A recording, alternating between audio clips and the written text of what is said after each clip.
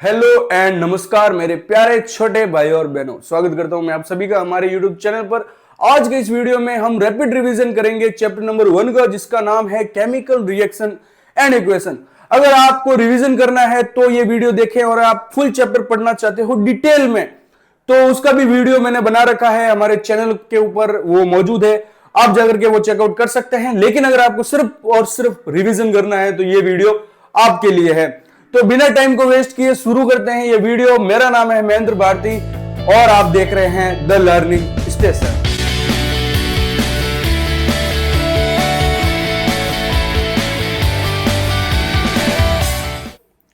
तो चलिए चैप्टर को शुरू करने से पहले देख लेते हैं इस चैप्टर के अंदर अपन क्या क्या पढ़ने वाले हैं, यानी कि थोड़ा सा सिनॉप्सिस देख लेते हैं। सबसे पहले देखेंगे इंट्रोडक्शन इस चैप्टर का, उसके बाद में देखेंगे कि केमिकल रिएक्शन को लिखते कैसे हैं और उसे बैलेंस क्यों किया जाता है और कैसे किया जाता है। टाइप्स ऑफ केमिकल रिएक्शन देखेंगे विद एनसीईआरटी एक्सपेरिमेंट्स के साथ, क्योंकि NCERT book activity and experiment से बहुत सारे क्वेश्चंस बोर्ड के अंदर पूछे गए हैं।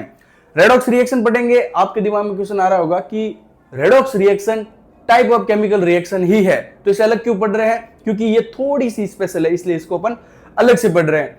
बाद में प्रीवियस ईयर के क्वेश्चंस विद टॉपिक्स, हर एक टॉपिक के बाद में उससे रिलेटेड क्वेश्चंस जो कि पूछे गए हैं वो देखेंगे। चलिए शुरू करते हैं। तो सबसे पहले केमिकल रिएक्शन का मतलब क्या होता है कि जब कोई सब्सटेंस चेंज हो जाए और उसकी केमिकल प्रॉपर्टीज चेंज हो जाए तो अपन बोलेंगे कि केमिकल रिएक्शन हुई है वहां पर। फॉर एग्जांपल लोहे पर जंग लगना एक केमिकल चेंज का एग्जांपल है, यानी कि ये केमिकल रिएक्शन का उदाहरण है। जब दो सब्सटेंस आपस में मिले और जो नया सब्सटेंस बने उसकी केमिकल प्रॉपर्टीज अलग हो तो उसको अपन क्या बोलेंगे कि भाई केमिकल रिएक्शन हुई है। तो चलिए डेफिनेशन देख लेते हैं, उसके बाद में देखेंगे इसके examples. A chemical reaction is a process in which one or more substances change into new substances with different properties, with different chemical properties,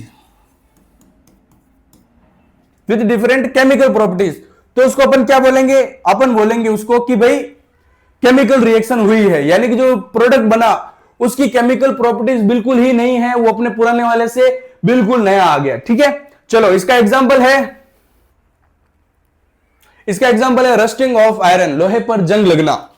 दूसरा एग्जांपल मैंने लिया है डाइजेशन ऑफ फूड, फूड का डाइजेशन भी एक प्रकार का केमिकल चेंज या फिर केमिकल रिएक्शन का ही एग्जांपल है, क्योंकि डाइजेस्टिव फूड को अपन किसी भी तरीके से वापस उसके पुराने फॉर्म में नहीं ला सकते। ठीक है, चलिए आगे बढ़ते हैं। अब है how to write chemical reaction. Chemical reaction को लिखते कैसे, उससे पहले अपने को देखना होगा कि कंपाउंड को कैसे लिखते हैं। जैसे कि sodium chloride, zinc chloride, magnesium oxide, ये जो मैं बोल रहा हूं इनको लिखते कैसे हैं, तो इनके लिए आपको इनकी वैलेंसीज याद होनी चाहिए। यहां पर जो वैलेंसीज दी गई है वो सारी की सारी मेटल्स हैं, ये है नॉन मेटल्स। मेटल्स की जनरली वैलेंसीज प्लस में होती है, पॉजिटिव में, और नॉन मेटल्स की नेगेटिव में। अगर ये आपको याद होंगी तो ही अपन जो है आगे कंपाउंड को बना पाएंगे। अब मैं ये मान के चल रहा हूं कि आपको ये दोनों टेबल आ रही है। ठीक है, नहीं आ रही है तो पॉज करके आप देख लीजिए, और अगर आ रही है तो चलिए आगे बढ़ते हैं। ठीक है, तो एक है सोडियम हाइड्रोक्साइड। तो सोडियम की वैलेंसी कितनी होती है, +1। हाइड्रोक्साइड की वैलेंसी होती है -1। तो इनकी वैलेंसीज को करेंगे क्रॉस मल्टीप्लाई, तो अपने पास बनेगा NaOH। ठीक है, जिंक क्लोराइड, जिंक की होती है +2, क्लोरीन की होती है -1, तो क्रॉस मल्टीप्लाई हुआ तो आया ZnCl2। ठीक है, उसके बाद में एल्यूमिनियम ऑक्साइड, एल्यूमिनियम की होती है सर +3 और ऑक्साइड की होती है -2। ठीक है, चलिए तो ये हो गया Al3O2, Al2O3, sorry Al2O3 cross multiply करोगे तो। उसके बाद में फेरिक नाइट्रेट, फेरिक की होती है +3, नाइट्रेट की होती है -1, क्रॉस मल्टीप्लाई तो क्या आएगा FeNO3, ये पूरा एक है, इसके बाद चला जाएगा 3, तो ये हो गया फेरिक नाइट्रेट। NO3 पूरा कितना है 1, और ये 3 इसके बाहर चला गया तो NO3 कोष्टक उसके बाहर जो है वो 3 लगेगा, इसका होल 3। ओके, और है मैग्नीशियम ऑक्साइड, मैग्नीशियम की होती है +2, ऑक्साइड की होती है -2, तो क्रॉस करेंगे +2 -2 1, तो हो गया MgO। और ये आप खुद कर लेना, हाइड्रोजन ऑक्साइड, ये आप खुद करके देख लेना क्या बनेगा इसका, H2O। ठीक है, समझ में आया? चलिए आगे बढ़ते हैं। अब है कि केमिकल रिएक्शन को लिखते हैं कैसे। अभी अपन ने पहले देखा कि कंपाउंड को कैसे लिखते हैं, अब देखेंगे केमिकल रिएक्शन को किस प्रकार लिखते हैं। तो जो लेफ्ट हैंड साइड होगा, यहां पर हमेशा ही रिएक्टेंट लिखा जाएगा, रिएक्टेंट्स जो होंगे वो लिखे जाएंगे, फिर होगा एरो एंड यहां पे लिखा जाएगा प्रोडक्ट। चलिए देखते हैं कैसे लिखते हैं। मान लीजिए रिएक्टेंट है ए, कार्बन और ऑक्सीजन, ये दोनों क्या है, रिएक्टेंट है।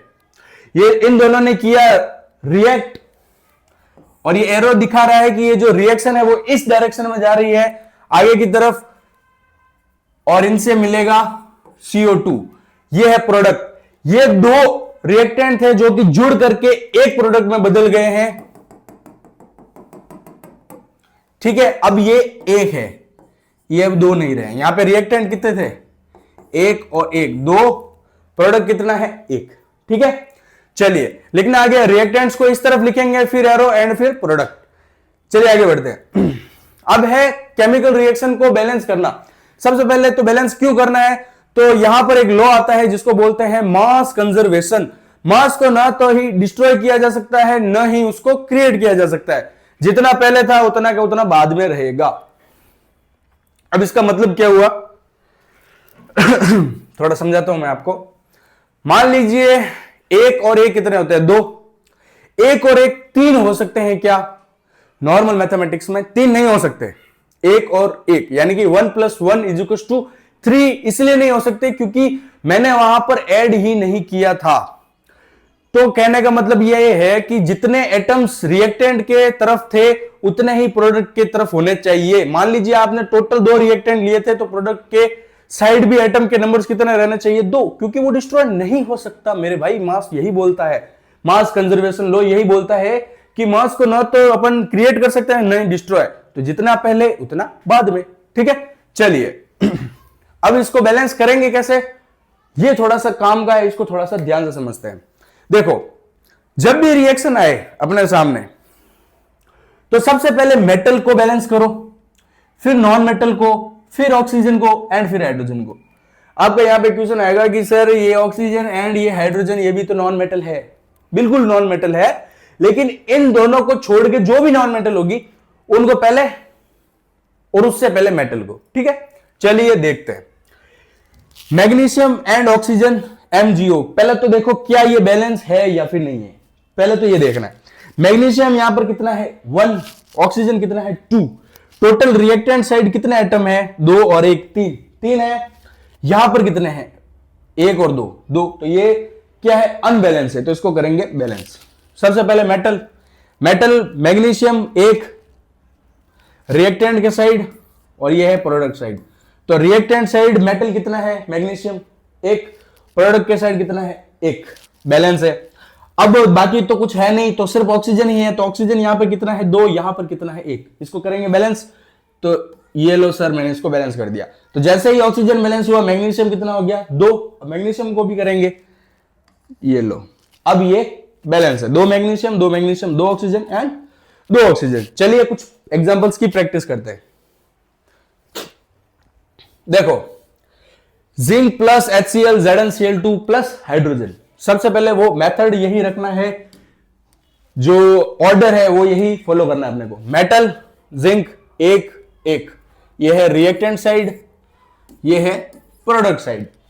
रिएक्टेंट साइड जिंक कितना है यानी कि मेटल कितना है 1, प्रोडक्ट साइड कितना है 1, बैलेंस। चलो छोड़ो, उसके बाद में नॉन मेटल देखना है, तो क्लोरीन यहां पर नॉन मेटल है, यहां पर कितना है रिएक्टेंट साइड 1, प्रोडक्ट साइड कितना है 2, तो इस तरह बैलेंस करना होगा। कितने हैं 2, अपने को इधर भी 2 करना है 2, ये लो सर। और हाइड्रोजन कितने हैं 2, और यहां पर हाइड्रोजन कितने हो गए 2, तो ये बैलेंस है। ठीक है, आगे बढ़े, चलो। मेटल मैग्नीज यहां पर कितना है, एक। रिएक्टेंट साइड कितना है मैग्नीज, एक। प्रोडक्ट साइड कितना है, एक। बैलेंस, चलो। अब है नॉन मेटल, नॉन मेटल यहां पर है HCl। ऑक्सीजन और हाइड्रोजन को छोड़ के देखना है, HCl सॉरी Cl है। Cl यहां पर कितना है, रिएक्टेंट साइड एक। प्रोडक्ट साइड कितना है, 2 और 2 4 है। कितना है, 4। तो इसको बैलेंस करना है, ले लो। क्लोरीन रिएक्टेंट साइड कितना था, एक। प्रोडक्ट साइड कितना था, 2 और 2 4। ठीक है, तो मैंने 4 से मल्टीप्लाई कर दिया तो 4 क्लोरीन हो गए, और हाइड्रोजन भी कितने हो गए, 4। चलो अब देखना है ऑक्सीजन को। ऑक्सीजन कितने हैं, 2। ऑक्सीजन कितना है, 1।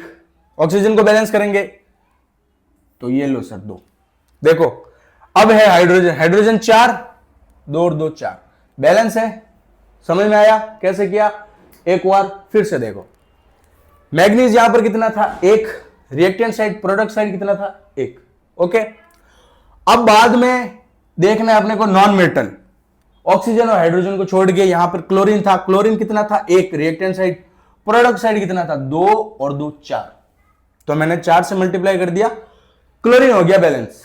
अब बारी आती है ऑक्सीजन की। ऑक्सीजन कितना है, 2, और यहां पर 1 ही था तो मैंने 2 से मल्टीप्लाई कर दिया। जैसे ही 2 से मल्टीप्लाई किया, हाइड्रोजन कितने हो गए, 4। अब मेरे को हाइड्रोजन देखना है, तो ऑलरेडी हाइड्रोजन क्या है, बैलेंस है, क्योंकि मैंने 4 से मल्टीप्लाई किया था। ओके, चलो आगे बढ़ो। CuO plus NH3, CuN2 plus H2O। ये देखो, अपने आप से करके देखो एक बार। चलो मैं करूं।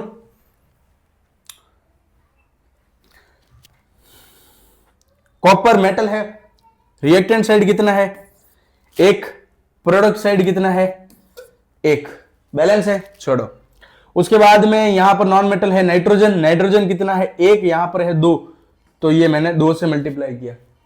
ठीक है, जैसे ही मैंने 2 से मल्टीप्लाई किया, ये हाइड्रोजन कितने हो गए, 6। चलो उससे पहले अपन देखेंगे ऑक्सीजन को। ऑक्सीजन कितना है, 1। ऑक्सीजन कितना है, 1। ठीक है, अब हाइड्रोजन की यहां पर कितना है, 2 इंटू 3 कितना हो गया, 6। यहां पर कितना है, 2, तो मैं इसको करूंगा 3 से मल्टीप्लाई।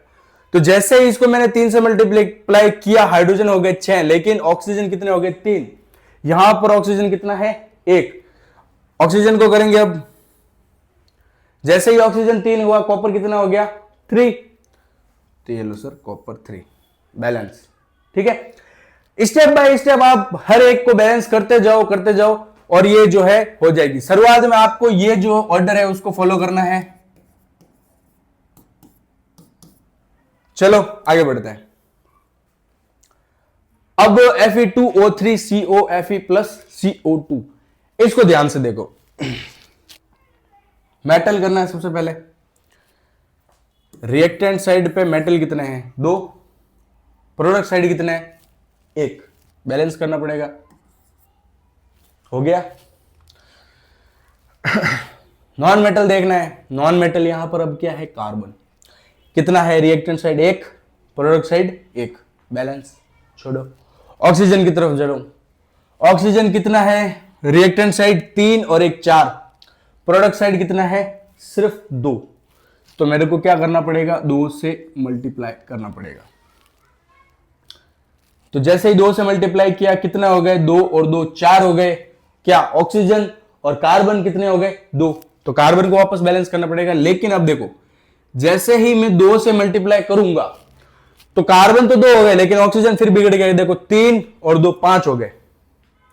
तो अब मैं क्या करूं, क्या मैं ये कर सकता हूं,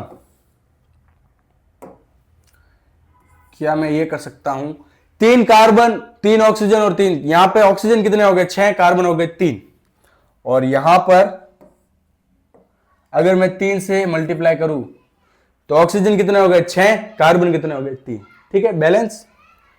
देखो Fe कितना है, 2। Fe कितना है, 2। ऑक्सीजन यहां पर कितना है, कार्बन कितना है, यहां पर 3, कार्बन कितना है, यहां पर 3। ठीक है, बैलेंस। 3 ऑक्सीजन 3 ऑक्सीजन 6 ऑक्सीजन, और 3 दूनी 6 ऑक्सीजन। बैलेंस। चलो, ये इंपॉर्टेंट है, ये आपके एग्जाम में 100% आएगी, 100%। ठीक है, ये इंपॉर्टेंट है। चलो इसको सॉल्व करते हैं। PbNO3 2।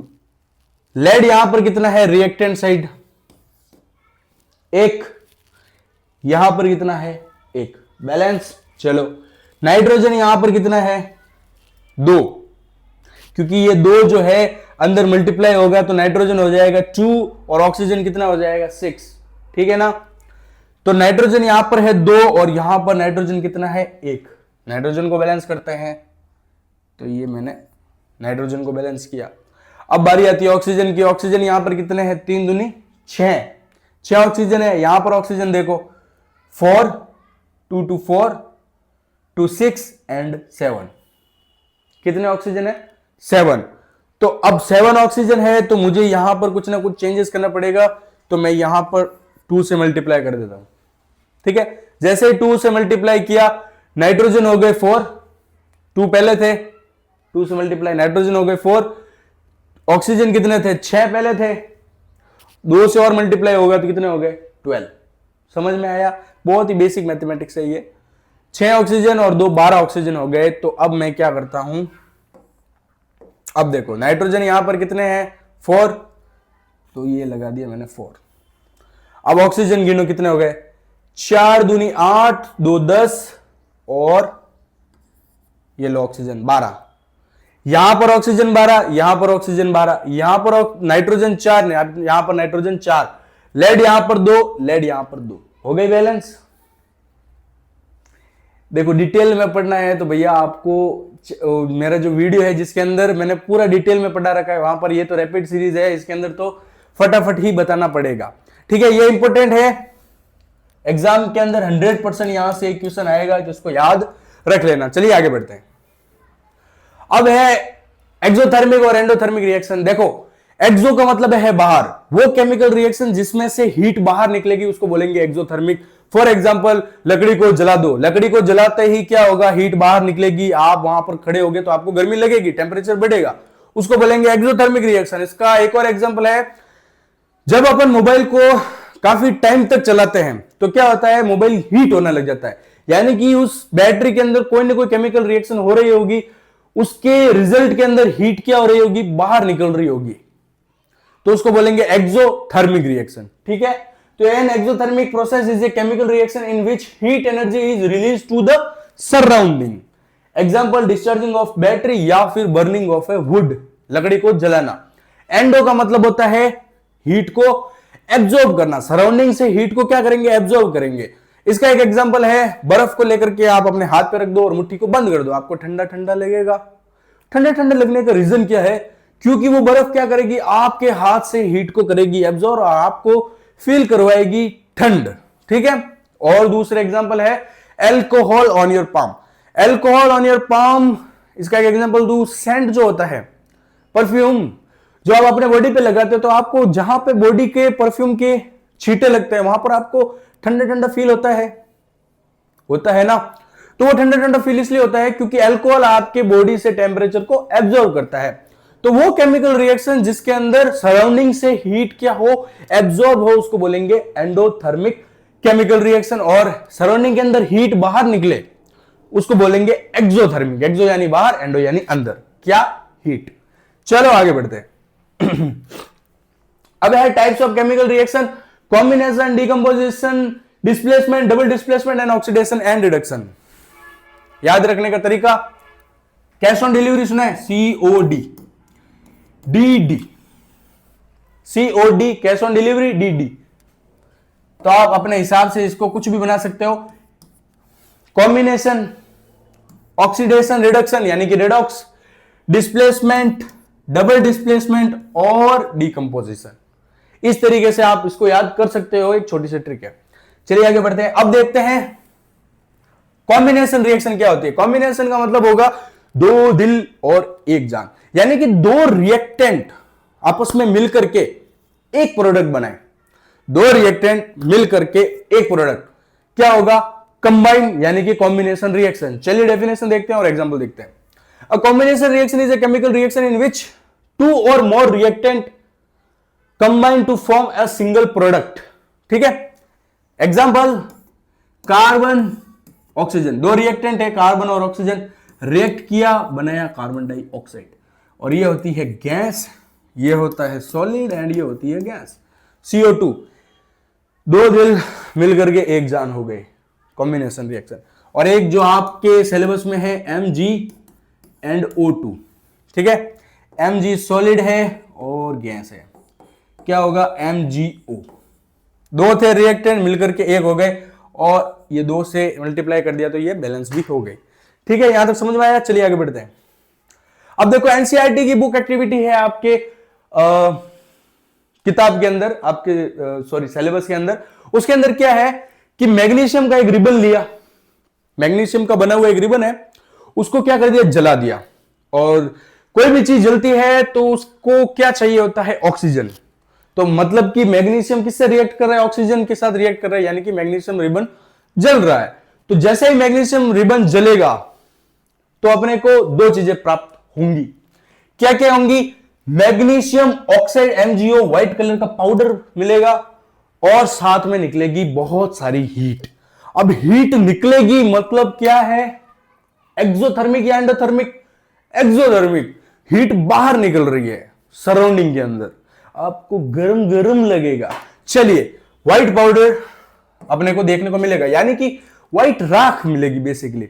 जब मैग्नीशियम रिबन को अपन बर्न करेंगे तो क्या होगा, अपने को नीचे जो है व्हाइट कलर की राख मिलेगी। और इसका जो एक्सपेरिमेंट है आपके बुक के अंदर, एक्टिविटी है, वो ये है कि जैसे ही आप मैग्नीशियम रिबन को बर्न करते हो तो वॉच ग्लास नीचे रखोगे। वॉच ग्लास एक बेसिकली एक कांच की कटोरी टाइप होती है, उसके अंदर आपको व्हाइट कलर का पाउडर देखने को मिलेगा जो है मैग्नीशियम ऑक्साइड। और जब मैग्नीशियम रिबन जलेगा तो वो कैसा जलेगा, बहुत ही तेज डेजलिंग व्हाइट लाइट के साथ, बहुत ही चमकदार लाइट के साथ जलेगा। ये अपने को ऑब्जर्वेशन देखने को मिलेगी और साथ में क्या निकलेगी, हीट। ठीक है, चलिए अब देखो इस एक्टिविटी का क्या मतलब है, क्या पॉइंट्स है इस एक्टिविटी के करने के। तो magnesium Burns with dazzling white flame, very bright light. अब white magnesium oxide powder in watch glass, white powder मिलता है और हीट जो है वो रिलीज होती है। हीट रिलीज होगा तो बेसिकली बहुत ही कॉमन सी बात है कि टेम्परेचर कैसा होगा, राइज होगा, गर्मी बढ़ेगी। कॉम्बिनेशन रिएक्शन का एग्जांपल है, दो मिलकर के एक हो रहे हैं और एक्सोथर्मिक प्रोसेस है, एक्सोथर्मिक रिएक्शन है। ठीक है, समझ में आ गया? आगे बढ़े, चलो क्वेश्चन कर लेते हैं फटाफट। Why we rub magnesium with sandpaper? Magnesium का जो रिबन होता है उसको सैंड पेपर से क्यों घसते हैं, रेजमाल जिसको बोलते हो, जिससे अपन लकड़ी घिसते हैं ना, तो उससे मैग्नीशियम को क्यों घिसेंगे भाई, क्या रीजन है? तो बेसिकली मैग्नीशियम का रिबन है, पड़ा होगा कहीं ना कहीं, तो वो ऑक्सीजन से कांटेक्ट में तो होगा ही।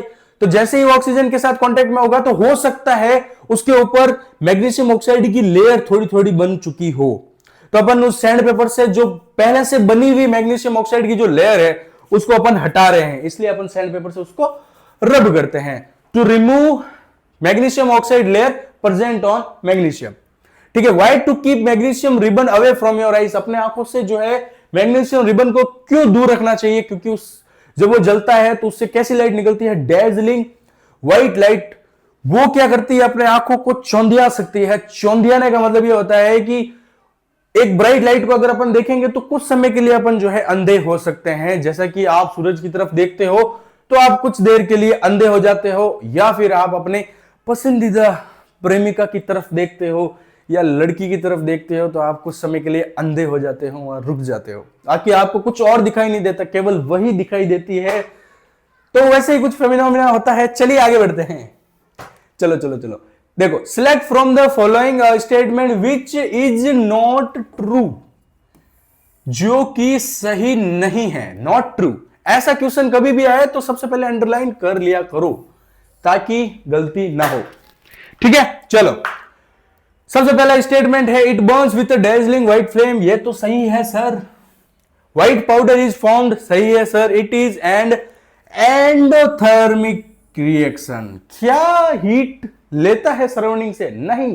तो भैया अपना आंसर जो होगा वो ये होगा, करेक्ट सी। और it is example of combination reaction, ये तो सही है। तो अपने को गलत चूज करना था, तो गलत कौन सा है? सी। चलिए आगे बढ़ते हैं। थोड़ा सा जुकाम हो गया है भाई। चलिए अगली एक्टिविटी देखते हैं। अगली एक्टिविटी है कैल्शियम ऑक्साइड को अपन डालेंगे पानी के अंदर। कैल्शियम ऑक्साइड को डाला पानी के अंदर, बन गया कैल्शियम हाइड्रोक्साइड और साथ में निकली बहुत सारी हीट। ठीक है, अब इस एक्टिविटी के अंदर CaO को बोलते हैं क्विकलाइम। क्विकलाइम पानी को बोलते हैं जल, वाटर, एक्वस, कुछ भी। और कैल्शियम हाइड्रोक्साइड को बोलते हैं स्लैग्ड लाइम। स्लैग्ड लाइम, ठीक है, और साथ में हीट रिलीज हुई। तो बेसिकली इन्होंने कहा है कि आप कैल्शियम ऑक्साइड को लीजिए, यानी कि क्विक लाइम को लीजिए और पानी के अंदर डाल दीजिए। आपको क्या देखने को मिलेगा, जैसे ही पानी के अंदर डालोगे इस तरीके की आवाज आएगी, साउंड आएगा इस तरीके से, और थोड़ी सी हीट निकलेगी, गर्मी निकलेगी।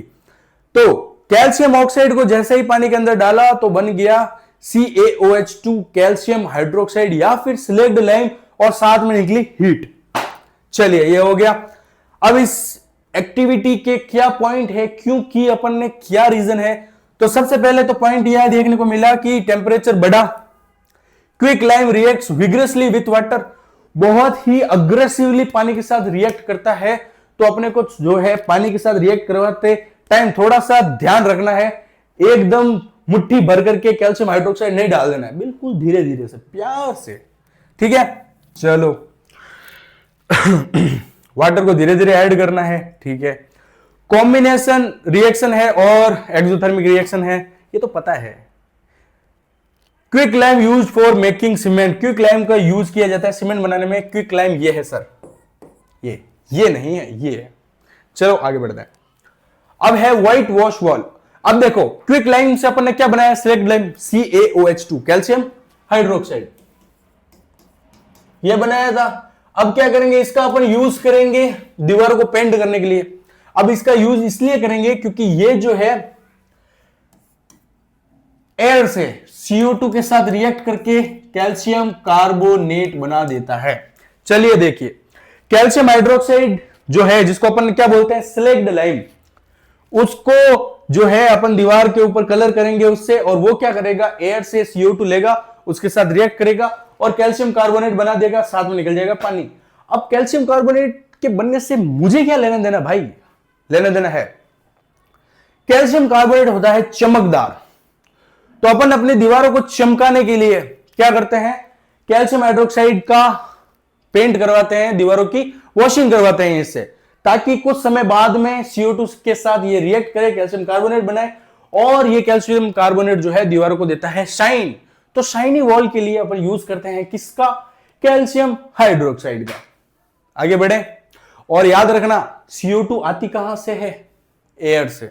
अपन नहीं देते CO2, नहीं, ये आएगी एयर से। ठीक है, आगे बढ़े। यहां पर इतना ही था कैल्शियम हाइड्रोक्साइड का। पहले तो देखो अपन ने क्विक लाइम से स्लैग्ड लाइम बनाया, स्लैग्ड लाइम से अपन ने क्या बनाया, कैल्शियम कार्बोनेट। कैसे, एयर से CO2 का रिएक्शन करवा के। चलो आगे बढ़ते हैं, रिकैप कर लेते हैं। कॉम्बिनेशन रिएक्शन के अंदर अपन अभी तक अपन ने जितनी रिएक्शन पढ़ी है, तीनों की तीनों किसके एग्जाम्पल थी, कॉम्बिनेशन रिएक्शन का एग्जाम्पल थी। चलिए देखते हैं। सबसे पहले देखा था बर्निंग ऑफ मैग्नीशियम, ये देखी थी अपन ने, MgO बना था। ये किस कलर का था, व्हाइट कलर का। सर ये तो ब्लैक है, येलो व्हाइट। और साथ में क्या निकली थी, हीट। इसको हीट बोलते हैं, आपको पता है ना, रिवीजन चल रहा है भाई, इसको हीट बोलते हैं। Quick lime to slaked lime, quick lime क्या था सर, CaO, इसको बोलते हैं क्विक लाइम। इसकी रिएक्शन करवाई थी अपन ने H2O के साथ, बन गया था CaOH2, और साथ में क्या निकली थी, हीट। ओके, अब देखो, अब ये बना CaOH2 यानी कि स्लैग्ड लाइम, इसको बोलते हैं स्लैग, SLAKED, स्लैग्ड लाइम। ये जो स्लैग्ड लाइम बना, इसका किया अपन ने व्हाइट वॉश। व्हाइट वॉश करने के बाद इसने एयर से क्या लिया, CO2, और क्या बना दिया, कैल्शियम कार्बोनेट, और निकल गया पानी। और ये कैल्शियम कार्बोनेट होता है शाइनी, चमकदार, इसीलिए इसका यूज किया जाता है दीवारों को व्हाइट वॉश करने के लिए। ओके, आगे बढ़े। चलो, अब है डीकंपोजिशन रिएक्शन। डीकंपोजिशन नाम से पता चल रहा है क्या करेंगे अपन, तोड़ेंगे। किसको, अरे रिएक्टेंट को तोड़ेंगे, यानी कि किसी कंपाउंड को तोड़ेंगे तो टूट करके दो या दो से ज्यादा में, भाई किसी को तोड़ेंगे तो कितना में बढ़ सकता है? 2 में, 2 या 3 में बढ़ सकता है। तो डीकंपोजिशन रिएक्शन की डेफिनेशन यही है कि भाई किसी रिएक्टेंट को या फिर कंपाउंड को अपन क्या करेंगे, हीट के हेल्प से, इलेक्ट्रिसिटी की हेल्प से या फिर लाइट की हेल्प से, टेक्निकली एनर्जी की हेल्प से क्या करेंगे, उसको तोड़ देंगे और तोड़ने के बाद में जो प्रोडक्ट मिलेगा वो 2 या 2 से ज्यादा मिलेगा। सही बात है। चलिए डेफिनेशन देखते हैं, थोड़ी सी सभ्य भाषा में देखते हैं। सभ्य भाषा ये बोलती है, a decomposition reaction is a chemical reaction in which a single compound breaks down into 2 or more simpler substances, elements or compounds। इतनी ज्यादा सभ्य भाषा क्या है कि समझ नहीं आती, रटने को रट सकता है। चलो, कैल्शियम कार्बोनेट था, ये एक था, ये था एक, इसको दिया हीट, इसको बैठा दिया तवे पे, हीट किया तो ये टूट गया। टूटा किसके अंदर? कैल्शियम ऑक्साइड एंड CO2 के अंदर। और ये एक से तो ज्यादा ही है, 1 और 2 गिनती आती है ना, 1 और 2, तो एक से ज्यादा में टूटा, तो ये क्या हो गया, किसका एग्जांपल हो गया? डीकंपोजिशन रिएक्शन का। चलो अब आगे बढ़ते हैं। चल भाई, चलो डीकंपोजिशन रिएक्शन समझ में आ गई क्या होती है? समझ में आई क्या? आ गई। चलो, डीकंपोजिशन रिएक्शन का मतलब होता है कि एक रिएक्टेंट को तोड़ना, कंपाउंड को तोड़ना। अब तोड़ने के लिए एनर्जी 3 टाइप से अपन दे सकते हैं, 3 तरीके से तोड़ सकते हैं। सबसे पहले हीट दे दूं और टूट जाए तो उसको बोलेंगे थर्मल डीकंपोजिशन। दूसरा है कि मैं उसको इलेक्ट्रिसिटी दे दूं, करंट के झटके दे दूं और वो टूट जाए तो उसको बोलेंगे इलेक्ट्रिकल डीकंपोजिशन। और मान लो तीसरा ऐसा है, ना तो हीट से टूट रहा है ना वो इलेक्ट्रिसिटी से टूट रहा है, वो बड़ा ढीठ है, तो उसको पकड़ के ले जा करके धूप में खड़ा कर दिया। धूप में खड़ा है बेचारा, तो धूप में जब खड़ा होगा यानी कि हीट लेगा, कहां से एनर्जी लेगा, सॉरी कहां से एनर्जी लेगा, वो कहां से एनर्जी लेगा? लाइट से। तो लाइट से एनर्जी लेकर के जो टूट जाए उसको बोलेंगे फोटोकेमिकल डीकंपोजिशन। क्योंकि फोटोन होते हैं लाइट में, इसलिए अपन बोलते हैं फोटोकेमिकल डीकंपोजिशन। समझ में आया? पहला हीट से टूटेगा, वो हीट से नहीं टूटा तो लाइट से, सॉरी इलेक्ट्रिसिटी से टूटा, इलेक्ट्रिसिटी से नहीं टूटा तो फिर लाइट से टूटा, और जो लाइट से टूटते हैं उसको क्या बोलते हैं? फोटोकेमिकल डीकंपोजिशन रिएक्शन बोलते हैं। समझ में आया? मेरे शब्द थोड़े इधर उधर हो गए थे, इसके लिए मुझे माफ करना। चलो आगे बढ़ते हैं। देखो थर्मल डीकंपोजिशन सबसे पहले देखते हैं। When a substance break down into simpler substance by heating, the process is called thermal decomposition. Example यहां पर गायब कर दिया है। चलिए, आपके एनसीईआरटी के अंदर एग्जाम्पल है FeSO4 का, इसको मैंने किया हीट तो ये टूटेगा। किसके अंदर टूटा? Fe2O3 के अंदर, साथ में बनी SO2 एंड SO3। ठीक है, ये 2 गैसेस निकली, ये है गैस और ये है सॉलिड और ये भी है सॉलिड। ऑब्जर्वेशन क्या क्या देखने को मिली भाई? ये जो पहले था ये था सर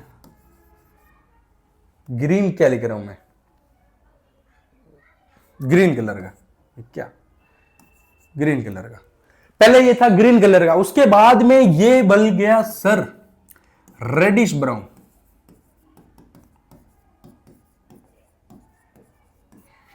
उसके बाद में ये बन गया रेडिश ब्राउन कलर का और साथ में 2 गैसेस निकली। अब मेरी बात ध्यान से सुनो भाई, ये रिएक्शन एक स्टेप के अंदर नहीं होती है, इसके बीच में एक और स्टेप आता है।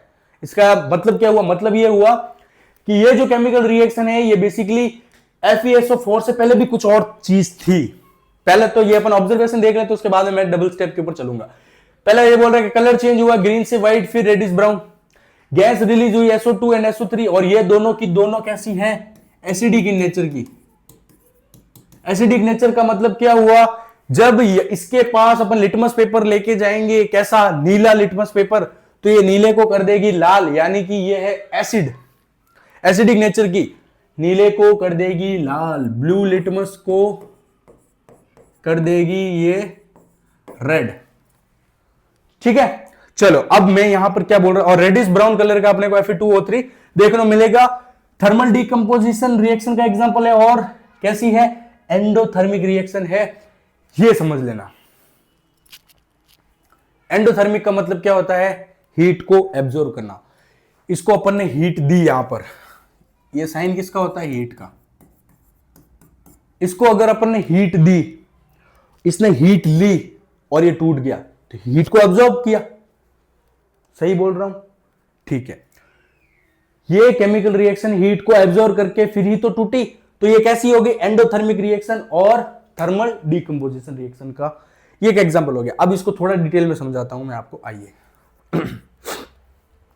देखो, जो आपने FeSO4 देखा था वो बेसिकली 10H2O उसके साथ थे। ये होता है FeSO4 और ये होता है ग्रीन कलर का, ठीक है। इसको अपन ने हीट दी, तो ये पहले क्या करेगा? ये जो 10H2 है वो इसको छोड़ के जाएंगे, बाय। ये 10H2 इसको छोड़ के चलेगा, तो ये बन गया FeSO4 ओनली।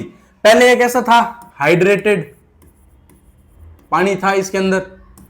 अब ये कैसा हो गया? डिहाइड्रेटेड, डिहाइड्रेटेड, ठीक है, पानी निकल गया इसमें से। अब ये होता है व्हाइट कलर का, पर ये तो ब्लैक है, ये ले व्हाइट। फिर देखो, ये ग्रीन था जब पानी साफ था, जैसे ही हीट किया पानी निकल गया, हो गया व्हाइट कलर का। अब और हीट करेंगे इसको, तो ये टूटेगा Fe2O3 plus SO2 and SO3 में। और ये कैसा होता है सर? Reddish brown. और रेडिश ब्राउन कैसा होता है? आगे बताऊंगा रेडिश ब्राउन कैसा कलर होता है। SO2 एंड SO3 दोनों गैसेस कैसी होती है? एसिडिक नेचर की होती है। कैसे पता चला सर? मेरे को ऐसे पता चला, मैं इसके पास लेकर गया ब्लू लिटमस पेपर। कैसा ब्लू लिटमस पेपर? थोड़ा सा पानी में गीला करके। अगर आपके दिमाग में ये क्वेश्चन आ रहा है पानी में गीला क्यों किया, तो क्योंकि मैं रैपिड रिवीजन लेकर के आऊंगा चैप्टर का, वहां पर है ये। बस इतना ध्यान रखो कि ब्लू लिटमस पेपर लेकर गया, थोड़ा सा उसको गीला करके, और जैसे इन गैसेस के पास लेके गया, ब्लू से हो गया रेड, तो पता चल गया ये कैसी है? एसिडिक। चलिए आगे बढ़ते हैं। क्वेश्चन है, what is observed when hydrated ferrous sulphate. ये देखो, हाइड्रेटेड फेरस सल्फेट को जब हीट करें तो क्या देखने को मिलता है? देखो, what is observed when hydrated ferrous sulphate crystals are heated in a dry boiling tube, give balanced chemical equation of the reaction that occurs. तो सबसे पहले आंसर तो देखो ये होगा, when we heat hydrated ferrous sulphate then this reaction occur in 2 step. Hydrated का बोला है स्पेशली, तो ये आपसे पूछना चाह रहा है कि भाई हाइड्रेटेड को गर्म कर रहा है, तो ये व्हाइट पाउडर वाला आपसे पूछना चाह रहा है व्हाइट कलर का, ठीक है। तो when we heat hydrated ferrous sulphate, तो 2 स्टेप के अंदर रिएक्शन होती है। फर्स्ट स्टेप के अंदर क्या होता है? वाटर मॉलिक्यूल्स लूज करता है, यानी कि डिहाइड्रेटेड हो जाता है, और वो कैसा कलर का होता है? व्हाइट कलर का। उसके बाद में उसको फर्दर हीट करने पर क्या होता है? फर्दर किसको हीट कर रहे हैं? डिहाइड्रेटेड फेरस सल्फेट को, जिसके पास पानी नहीं है, व्हाइट कलर वाले फेरस सल्फेट को। उसको और हीट करेंगे तो वो किसके अंदर बदल जाएगा? FeSO4। इसको किया हीट, इसके साथ है 10H2O, तो क्या बना? FeSO4 डिहाइड्रेटेड, ये है व्हाइट कलर का। इसको और हीट किया तो क्या बना? Fe2O3, ये है reddish brown, SO2 and SO3, ठीक है। चलो चलिए अब देखते हैं लेड नाइट्रेट को हीट करने पर क्या होता है। चलिए लेड नाइट्रेट कैसे लिखते हैं? देखो देखो देखो, लेड नाइट्रेट कैसे लिखा? लेड की +2 NO3 की -1 क्रॉस मल्टीप्लाई किया तो आ गया। इसको करेंगे हीट, लेड ऑक्साइड बनेगा, साथ में बनेगा NO2 और O2। अब ये होता है सर येलो कलर का कंपाउंड बनता है, और ये होती है एसिडिक गैस, ठीक है। इसको करेंगे अपन, बैलेंस करते हैं सबसे पहले, 2 and 2 and 4, ये हो गई बैलेंस। देखो इसका ऑब्जर्वेशन अपने को क्या क्या देखने को मिला? सबसे पहले येलो कलर का प्रोडक्ट मिला अपने को, येलो कलर का प्रोडक्ट, और येलो कौन सा? PB, lead oxide. NO2 gas कैसी होती है? इरिटेटिंग गैस होती है, और गैस होती है, और कैसी होती है नेचर में? Acidic, acidic. थर्ड ऑब्जर्वेशन देखने को मिली कि भाई ये कैसी होती है? एंडोथर्मिक, जैसे कि आपको पता है हीट दी है तो इसने हीट को कर लिया एब्जॉर्ब। एंडोथर्मिक प्लस किस प्रकार की रिएक्शन पढ़ रहे हैं अभी तक अपन? थर्मल डीकंपोजिशन, ये है थर्मल डीकंपोजिशन। चलो आगे बढ़ते हैं। The product obtained when lead nitrate is heated in a boiling tube are, क्या क्या मिलता है? PbO N2O O2 गलत, PbPbO गलत, PbPbPbPbP कौन सा वाला होगा? PbO NO2 ये वाला सही होगा। NO2 मिली गैस, PbO लेड ऑक्साइड मिला एंड ऑक्सीजन गैस मिला। चलो आगे बढ़ते हैं।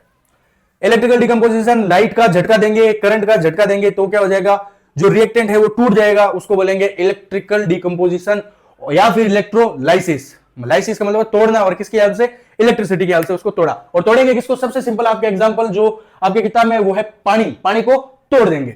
देखो इसका सेटअप देखो, ये है एक बॉइलिंग ट्यूब, सॉरी ये है एक बीकर। इस बीकर के अंदर दो लगे हुए हैं इलेक्ट्रोड, एक है एनोड और एक है कैथोड। इसको जोड़ रखा है बैटरी से। एनोड या फिर एनोड यानी कि होता है अधिक, अधिक यानी पॉजिटिव, तो एनोड होगा पॉजिटिव, कैथोड यानी कम यानी कि नेगेटिव। बैटरी है आपकी सर 6 वोल्ट की, यह सेटअप इन्होंने बना रखा है और अंदर भर रखा है पानी। अब जैसे ही मैंने बैटरी को ऑन किया, करंट सप्लाई ऑन की, तो पानी का होने लग जाएगा इलेक्ट्रोलाइसिस, पानी टूटने लग जाएगा। और टूटेगा किसमें, H2O, H2 एंड O2 के अंदर टूटेगा। यह है इसकी केमिकल रिएक्शन, H2O टूटेगा H2 एंड O2 के अंदर। अब बात मुद्दे की यह है कि कहां, कौन से इलेक्ट्रोड पर अपने को ऑक्सीजन देखने को मिलेगी और कौन से इलेक्ट्रोड पर हाइड्रोजन गैस देखने को मिलेगी। चलिए देखो, एनोड के अंदर H आता है क्या स्पेलिंग में, नहीं आता, तो यहां पर अपने को ऑक्सीजन देखने को मिलेगी।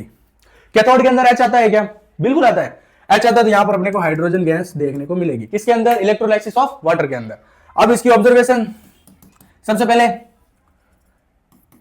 कैथोड एनोड, कैथोड पे क्या देखने को मिली, हाइड्रोजन गैस, एनोड पे ऑक्सीजन गैस ऑब्टेन हुई। दूसरा, इसका वॉल्यूम का अपन देखेंगे रेशियो, हाइड्रोजन का वॉल्यूम और ऑक्सीजन के वॉल्यूम का रेशियो होगा सर 2:1, ठीक है, वॉल्यूम का रेशियो। और मास का रेशियो होगा 1:8। कैसे आया, क्या आया, मैंने बात कर रखी है पूरे के पूरे डिटेल वीडियो के अंदर, मैंने ये पूरा समझा रखा है, वहां पर आप जाकर के देख लेना। देखो कैथोड पे हाइड्रोजन, एनोड पे ऑक्सीजन, इन दोनों के वॉल्यूम का रेशियो 2:1 और मास का रेशियो ये है मास, मास, जोर से बोलो 1:8, ठीक है। कैसे आया वो वीडियो जाकर के देख लेना। चलो question, while electrolyzing water before passing the current some drop of an acid are added। But पानी को तोड़ने से पहले अपन उसके अंदर थोड़ा सा एसिड क्यों डालते हैं, बिकॉज अपने को पता है कि प्योर जो वाटर होता है, प्योर शुद्ध पानी, उसके अंदर करंट जो है वो नहीं कंडक्ट करता है, बिकॉज प्योर कंडक्टर नहीं होता है पानी, यानी प्योर वाटर कंडक्टर नहीं होता है, पूर कंडक्टर होता है। तो जैसे अपन एसिड ऐड करेंगे उसके अंदर आयंस आ जाएंगे, आयंस हेल्प करेंगे इलेक्ट्रिसिटी को कंडक्ट करने में, इसलिए अपन क्या डालते हैं, एसिड की कुछ ड्रॉप्स डालते हैं। वाई तो मैंने बता दिया। Name the gases liberated cathode and anode. H आता है तो हाइड्रोजन, H नहीं आता है तो oxygen. Right the relationship between the volume of gas collected at the anode and the volume gas collected at the cathode. आपको पता है, आप कर लोगे। क्या रेशियो था, 2:1, 2:1 था हाइड्रोजन एंड ऑक्सीजन का। तो इनके बीच में रिलेशन क्या होगा कि भाई, इनके बीच में रिलेशन क्या होगा कि volume of hydrogen is 2 times than oxygen. यही तो रिलेशनशिप है। रिलेशनशिप ये है कि हाइड्रोजन का वॉल्यूम कितना गुना ज्यादा होगा, 2 गुना ज्यादा होगा, किससे, ऑक्सीजन से। ये लैंग्वेज फॉर्म में आप लिख दोगे, अरे लिख दोगे ना। फोटोकेमिकल डिकम्पोजिशन, फोटोकेमिकल मतलब ये है कि धूप में किसी को खड़ा कर देंगे और उसको देंगे सजा, तो धूप में वो लाइट से एनर्जी को लेगा और खुद टूट जाएगा। अच्छे धूप के अंदर टूट जाते हैं। तो डेफिनेशन देखो, a photochemical decomposition reaction is a type of decomposition reaction that takes place in the presence of light, usually sunlight. In this reaction a compound breaks down into simpler substance when exposed to the light energy। कुछ नहीं, simple सी बात है। इसके दो example पढ़ेंगे, AgCl and AgBr। AgCl and AgBr को धूप में रखा तो टूटा Ag के अंदर, और Cl2 के अंदर Ag होता है ग्रे कलर का और Cl2 होता है येलोइश ग्रीन कलर का। AgCl पहले कैसा था, धूप में रखने से पहले था सफेद, जैसे कि हम सब होते हैं, धूप के अंदर नहीं घूमते तो हम होते हैं व्हाइट, थोड़े से गोरे, लेकिन धूप के अंदर ज्यादा घूमेंगे तो हम तो थोड़े से काले हो जाते हैं। काले हुए तो क्या दिल वाले हैं, लेकिन ये हो जाता है ग्रे, क्योंकि सिल्वर अलग हो गया ना, प्योर सिल्वर आ गया। Ag प्योर सिल्वर है, और सिल्वर कैसा होता है, चांदी कैसी होती है, सिल्वर कलर की होती है, सॉरी ग्रे कलर की होती है, और क्लोरीन जैसा होता है येलोइश ग्रीन कलर का। AgBr को जब रखेंगे तो Ag एंड Br2 के अंदर टूटेगा। यहां पर Ag का कलर क्या होगा, ग्रे, और Br2 का कलर अपने को पूछा नहीं है तो याद करने की जरूरत नहीं है। अब ये जो है लाइट से रिएक्ट करके टूट जाते हैं, तो मुझे एक बात बताओ, इनको क्या करेंगे अपन, बंद कंटेनर के अंदर रखेंगे ताकि ये लाइट से रिएक्ट नहीं करे। तो क्वेश्चन आ सकता है AgCl और AgBr को क्यों बंद कंटेनर में रखा जाता है। आंसर क्या होगा, धूप से बचाने के लिए। क्यों, क्योंकि धूप से रिएक्ट करके ये जो लोग जो है टूट जाते हैं, इनका क्या हो जाता है, डिकम्पोजिशन हो जाता है। और उस डिकम्पोजिशन को क्या बोलेंगे, फोटोकेमिकल डिकम्पोजिशन। और इनका यूज किया जाता है ब्लैक एंड व्हाइट फोटोग्राफी। बाबा आदम के जमाने में जो वीडियोस बनते थे, फिल्में बनती थी, वो कैसे होती थी? Black and white. तो उसके अंदर कौन सा मैकेनिज्म यूज होता था? AGCL का, ठीक है, AGCL एंड AGBR का। तो ब्लैक एंड व्हाइट फोटोग्राफी के अंदर यूज करते हैं AGCL एंड AGBR का। क्वेश्चन देख लेते हैं, ये क्या कंसेप्ट किलर का क्वेश्चन नहीं है ये। Silver chloride kept in a China dish turns grey in sunlight. सही बात है, हो जाती है। तो इसका पूछ रहा है reason, write the colour of silver chloride when it was kept in the china dish. AgCl का कलर पहले कैसा था जब वो धूप में नहीं गया था? गोरा, यानी कि व्हाइट। तो इधर कैसा था? व्हाइट, ठीक है। Name the type of chemical reaction taking place and write the chemical reaction. ये पूरा नहीं है, ये दे दिया reaction. Photo chemical decomposition reaction type हो गया, और केमिकल रिएक्शन आप लिख दोगे AgCl टूट करके Ag एंड Cl के अंदर, AgBr टूट करके Ag एंड Br के अंदर, ठीक है। क्या यार, ठीक है। Equation for the reaction and state one use of reaction. एक इसका यूज बताना है, क्या यूज होता है? ब्लैक एंड व्हाइट फोटोग्राफी के अंदर यूज करते हैं। Name one more chemical can be use for the same purpose. AgCl इसने बता दिया है, दूसरा हम बता देते हैं AgBr। चले क्या? चलिए, अब है डिस्प्लेसमेंट रिएक्शन। डिस्प्लेसमेंट रिएक्शन के अंदर ये होगा कि एक बहुत ही ज्यादा रिएक्टिव कम रिएक्टिव को उसकी जगह से हटा देगा और खुद वहां पर आ जाएगा। ये ज्यादा पावरफुल है, ये कम पावरफुल है, इसको इसकी जगह से हटा करके खुद इसकी जगह आ जाएगा। यही है डिस्प्लेस करना, एक जगह से हटा देना। जिंक और कॉपर में से जिंक ज्यादा पावरफुल है, तो जिंक ने कॉपर को कर दिया बाहर और खुद जाकर के SO4 के साथ रिलेशनशिप में आ गया, ठीक है। चलो, अब देखो, यह है रिएक्टिव सीरीज जिसको याद करना पड़ेगा आपको। इसको कैसे याद करोगे? केदारनाथ का माली आलू जरा फीके पकाता है क्योंकि हमारे पास आग और नहीं है। आग Ag और यानी कि AU गोल्ड। अब ये आप अपने हिसाब से भी याद कर सकते हो, जैसा आपको ठीक लगे। तो जिंक और कॉपर में से ज्यादा रिएक्टिव कौन है? जिंक। तो क्या आएगा? ये रिएक्ट करके ZnSO4 plus Cu। Zinc H2SO4 के अंदर ZnSO4 आ जाएगा और हाइड्रोजन गैस निकल जाएगी। फेरस एंड कॉपर के अंदर ज्यादा पावरफुल कौन है? Fe। तो ये रहा FeSO4 प्लस Cu। और Cu और Pb में ज्यादा पावरफुल कौन है? क्या होगा? CuSO4 हो जाएगा? नहीं, ये रिएक्शन नहीं होगी क्योंकि कॉपर जो है लेड से कम पावरफुल है। जो कम पावरफुल है वो ज्यादा पावरफुल को नहीं हटा सकता, ठीक है। आगे बढ़े, चलो देख लो, लेड यहां है, कॉपर यहां है, नीचे है कॉपर। चलो आगे बढ़ते हैं। अब एक एक्टिविटी है, इस एक्टिविटी को करने के लिए मैंने बुलाया है डॉक्टर तरीका को। इन्होंने क्या किया? लोहे की कुछ किले ली, ठीक है। और लोहे की किलो का कलर कैसा होता है? ग्रेइश कलर का होता है, ग्रे कलर की होती है। इन किलो को इन्होंने रख दिया कॉपर सल्फेट के सॉल्यूशन के अंदर, और ये होता है ब्लू कलर का, जैसे कि आपको दिख रहा होगा ये ब्लू कलर का है। तो इन्होंने इसके अंदर डाल के रखी, किसको? नेल्स को या फिर कीलों को। तो कुछ समय बाद में, 4-5 घंटे बाद में, इन्होंने देखा कि जो कीले हैं उनकी वजह से ये जो ब्लू कलर का सॉल्यूशन था वो कैसा हो गया है? ग्रीन कलर के अंदर बदल गया है। तो यहां पे कौन सी केमिकल रिएक्शन हुई होगी? आइए देखते हैं। Fe प्लस CuSO4, Fe ने Cu को किया बाहर और खुद आकर के बैठ गया FeSO4 एंड Cu। और FeSO4 जो होता है वो होता है ग्रीन कलर का, ठीक है सर। यहां तक मेरे को समझ में आ गया। पहले कैसा था? ब्लू कलर का, जब तक कि CuSO4 कॉपर सल्फेट था। जैसे ही फेरस सल्फेट बना, ये ग्रीन कलर का हो गया और कॉपर बाहर आ गया। अब ये जो कॉपर बाहर आया है ये क्या करेगा? जाकर के चिपक जाएगा किससे? कील से, ये नेल से। तो जो नेल पहले कैसी थी? ग्रे कलर की थी, वो अब हो जाएगी रेडिश ब्राउन कलर की। और रेडिश ब्राउन ऐसा होता है, मैंने कहा था मैं आपको बताऊंगा, ये होता है, ऐसा होता है रेडिश ब्राउन कलर। ये रेडिश ब्राउन कलर की किले क्यों है? क्योंकि जो कॉपर बाहर निकला, डिस्प्लेस हुआ, वो कॉपर क्या करेगा? चिपक जाएगा इन कीलों के ऊपर।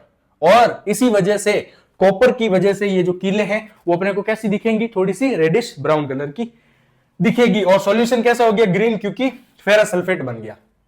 A student has dipped some iron nails in aqueous solution of copper sulfate. After about 25 minutes, he should observe that the color of solution changed from copper sulfate जो था उसके अंदर उसने कीले डाल दी। 25 मिनट या 1 घंटे बाद उसने देखा कि वो जो सॉल्यूशन है वो किस कलर का हो जाएगा? तो अभी अपन ने पढ़ा किस कलर का हो जाएगा? Blue to pale green.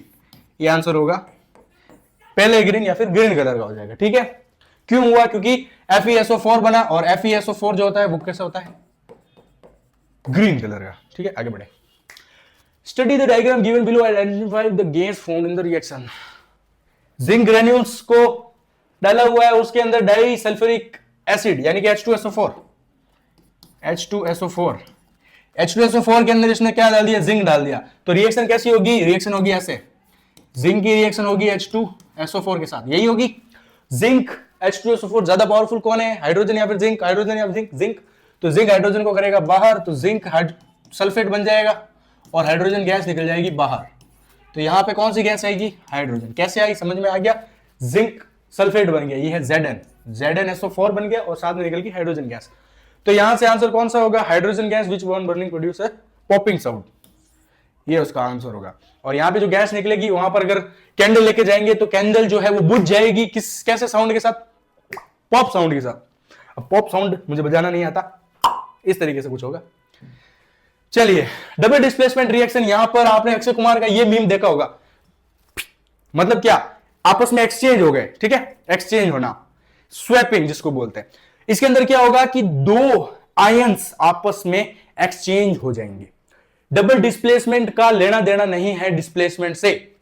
Displacement के अंदर क्या होता था, ज्यादा पावरफुल कम पावरफुल को हटा देता था, उसका यहां पर कोई लेना देना नहीं है, रिएक्टिव सीरीज का कोई लेना देना नहीं। यहां पर अगर दो आयन होंगे और उन्होंने रिएक्ट किया तो वो आपस में एक्सचेंज हो जाएंगे। आइए एग्जांपल देखते हैं। Na2 कैसा है, पॉजिटिव, SO4 कैसा है, नेगेटिव, Ba+ और Cl2-, ये आयंस होंगे इनके ऊपर, प्लस माइनस, ठीक है।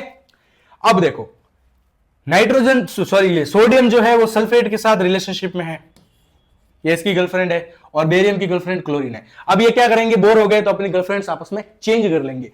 तो सोडियम ने क्लोरीन के साथ रिलेशनशिप में आ गया और बेरियम जो है वो सल्फेट के साथ रिलेशनशिप में आ गया, तो बेरियम सल्फेट बन गया और सोडियम क्लोराइड बन गया, पार्टनर स्वैप हो गए। अब देखो, BaSO4 जो बना वो बनेगा व्हाइट PPT, जो कि पानी के अंदर सोल्यूबल नहीं होगा, यानी कि जैसे ही ये रिएक्शन होगी अपने को पानी के अंदर जो है व्हाइट पाउडर नीचे बॉटम के अंदर देखने को मिलेगा, व्हाइट चूरा टाइप, यानी कि उसको क्या बोलते हैं, PPT, प्रेसिपिटेट बोलते हैं PPT को।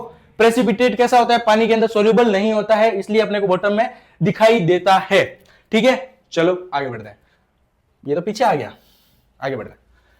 What is observed when an aqueous solution of sodium sulfate Na2SO4 is added to an aqueous solution of barium chloride taken in a test tube? Write a chemical reaction and type of reaction. सबसे पहले तो अपने को white precipitate प्राप्त होगी और BaSO4 बनेगा, chemical reaction ये रही आपके सामने। और ये किस टाइप की केमिकल रिएक्शन है, double displacement chemical reaction.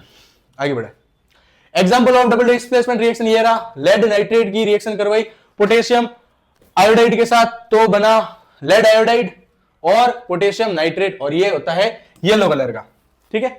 Double displacement reaction का एग्जांपल है येलो इनसॉल्युबल PPT बनती है, ions in solution are potassium and nitrate ion. अब देखो यहां पर एक ये पॉइंट समझने वाला है, जब ये रिएक्शन हो गई तो यहां पर आयंस कौन कौन से होंगे, आप बताओ।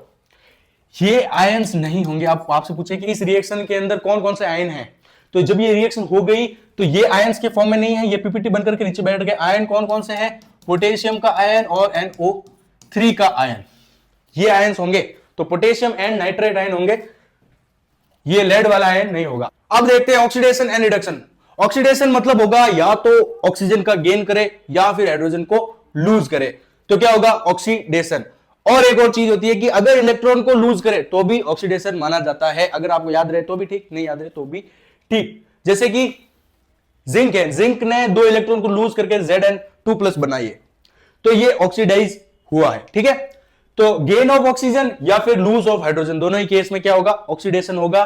और रिडक्शन मतलब या तो हाइड्रोजन को गेन करे या फिर ऑक्सीजन को लूज करे, और तीसरा या वो इलेक्ट्रॉन को गेन करे। इन तीनों ही कंडीशन के अंदर रिडक्शन शो होगा। जैसे कि यहां पर कॉपर 2+ है, इसने 2 इलेक्ट्रॉन को गेन करके कॉपर के अंदर चला गया, तो ये भी रिडक्शन का ही पार्ट है। चलो आगे बढ़ते हैं फटाफट। रेडॉक्स रिएक्शन क्या होती है, रेडॉक्स रिएक्शन का मतलब है ऑक्सीडेशन एंड रिडक्शन दोनों ही एक ही साथ एक ही टाइम पर हो रहे हो, ठीक है। चलिए इसकी डेफिनेशन देखते हैं। Redox reaction is a chemical reaction in which oxidation and reduction take place simultaneously या फिर at the same time. Zinc oxide है, जिंक ऑक्साइड जो है वो गया जिंक के अंदर, ऑक्सीजन को लूज किया तो हो गया रिड्यूस, ठीक है। और कार्बन जो है, कार्बन ने ऑक्सीजन को गेन किया तो हो गया ऑक्सीडाइज्ड, ठीक है, समझ में आ गया। इसका हुआ ऑक्सीडेशन और जिंक का हुआ रिडक्शन। आगे बढ़ते हैं। अब है एजेंट। ऑक्सीडाइजिंग एजेंट का मतलब होगा कि जो खुद तो क्या हो, रिड्यूस हो, लेकिन दूसरों को क्या करे, ऑक्सीडाइज करे। खुद होगा रिड्यूस, दूसरों को ऑक्सीडाइज करेगा, वो होगा ऑक्सीडाइजिंग एजेंट। और जो खुद क्या हो, ऑक्सीडाइज हो और दूसरों को रिड्यूस करे, वो होगा रिड्यूसिंग एजेंट। चलिए देखते हैं। जो खुद ऑक्सीडाइज हो, दूसरों को रिड्यूस करता हो, वो होगा रिड्यूसिंग एजेंट। दूसरों को क्या करता है, मेन मुद्दे की बात वो है, जो दूसरों के साथ क्या करता है उसको वही कहा जाता है। जो खुद रिड्यूस हो, दूसरों को ऑक्सीडाइज करे, दूसरों को ऑक्सीडाइज कर रहा है तो क्या होगा, ऑक्सीडाइजिंग एजेंट। यहां पर एक क्वेश्चन है, MnO2 गया है MnCl2 के अंदर, ऑक्सीजन का क्या किया है, लॉस किया है, तो क्या हो गया, रिड्यूस या फिर रिडक्शन। और HCl जो है यहां से यहां गया है, ऑक्सीजन को गेन किया है, तो क्या हो गया, HCl क्या हुआ, HCl का ऑक्सीडेशन। ओके चलो, MnO2 is oxidised and HCl is reduce, क्या ये सही है, गलत। MnO2 रिड्यूस हुआ है, ना कि ऑक्सीडाइज हुआ है। HCl इज ऑक्सीडाइज्ड, क्या HCl ऑक्सीडाइज हुआ है, सही बात है, लेकिन और भी ऑप्शन चेक कर लेते हैं। MnO2 रिड्यूस, ये भी सही बात है, लेकिन ज्यादा सही कौन सा है, MnO2 is reduce and HCl is oxidised. चलिए आगे बढ़ते हैं फटाफट। ऑक्सीडेशन ऑफ कॉपर, ये थोड़ा सा ध्यान से देखना। कॉपर को जब अपन हीट करते हैं, कॉपर की जो तार है उसको अगर आप गर्म करोगे, जलाओगे, तो क्या होगा, कॉपर ऑक्साइड बन जाएगा, जो कि ब्लैक कलर की लेयर आपको कॉपर के ऊपर देखने को मिलेगी।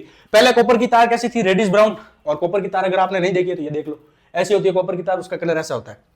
जैसे ही इसको गर्म किया, इसके ऊपर ब्लैक कलर की लेयर आ जाएगी, ठीक है। अब इस ब्लैक कलर की लेयर वाले कॉपर को अगर वापस से सुनहरे कॉपर के अंदर बदलना है तो क्या करो, इसकी रिएक्शन करवा दो हाइड्रोजन के साथ, ये बन गया Cu+, निकल गया H2O, ठीक है। और इसको बैलेंस कर देना। तो रिवर्स करने के लिए हाइड्रोजन गैस पास कर दो किसके अंदर, CuO के अंदर। CuO के अंदर हाइड्रोजन गैस पास की तो कॉपर और पानी निकल जाएगा, कॉपर वापस से कैसा हो जाएगा, सुनहरा कलर का, रेडिश ब्राउन कलर का हो जाएगा। A copper wire on burning in flame gets coated with black substance, yes copper oxide. Write the chemical equation of the reaction that take place and how can this chemical change be reversed, कैसे होगा, क्या है, Cu+O2 CuO, ये होता है black colour का। अब CuO को हाइड्रोजन गैस पास करवा दी तो Cu+ H2O, ये हो गया वापस से रेडिश ब्राउन कलर का, रेडिश ब्राउन कलर का। आगे बढ़ते हैं, कोरिजन, यहां पर चैप्टर समाप्त होता है। ये आप ये चीज पढ़ने की है। देखो, कोरिजन का मतलब होता है कि जब कोई मेटल जो होता है वो ऑक्सीजन से या फिर सल्फाइड से या फिर एसिड के साथ रिएक्ट करके क्या होने लग जाता है, खत्म होने लग जाता है। मेटल जो है वो कमजोर होने लग जाता है, उसको अपन बोलते हैं मेटल का क्या हो रहा है, कोरिजन हो रहा है, जो अपन जंग लगना बोलते हैं लोहे के ऊपर। तो इस तरीके की कंडीशन को कहा जाता है कोरिजन। इसका देख लेते हैं definition. Corrosion is slow eating up metals, metal का क्षय होना, मेटल का खराब होने का प्रोसेस है, जिसके अंदर मेटल ऑक्साइड, मेटल कार्बोनेट्स और सल्फाइड बन जाते हैं।